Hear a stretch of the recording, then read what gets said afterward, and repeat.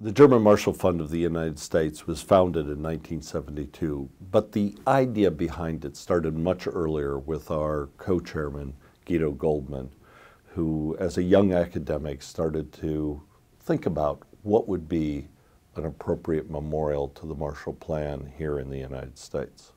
The initiative came about very simply. We had created the Center for European Studies at Harvard. I came up with the idea, I said, why don't we, it's a little bit of a stretch, but maybe we can persuade the Germans, since Marshall made his speech at Harvard in '72, to make a gift, maybe make a speech. It was quite natural that Alex Miller, who is, even though he didn't speak English and I think only visited the United States a few times, but nonetheless was a fiercely committed to the transatlantic relationship, reached out to this young professor, Guido Goldman, to help develop ideas on what that could be. When I approached Miller, there ought to be some significant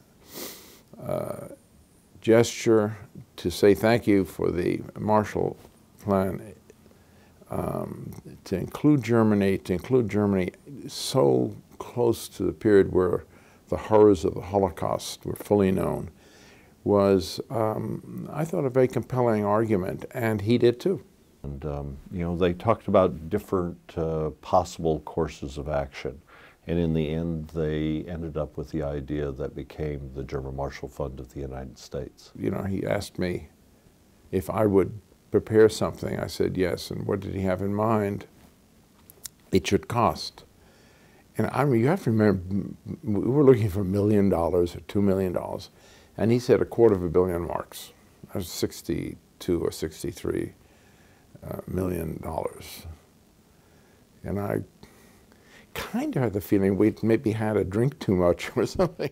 And I think it was really bringing together these two creative, fertile minds together that created this very special institution. And I just say that after 40 years, the basic structure that they put in place, the fact that it's an American institution but plays you know, very clearly homage to the donor of Germany, that the structure of it, the way it operates as very much a transatlantic institution with offices on both sides of the Atlantic, all of those were pieces that were put in place in that initial plan. And in fact, if you look at the speech that announced the German Marshall Fund of the United States, given by Willy Brandt at Harvard, many of the themes that we pursue today, whether it's work on South America or attention to China or our work in Central and Eastern Europe, were all in ways presaged by that speech.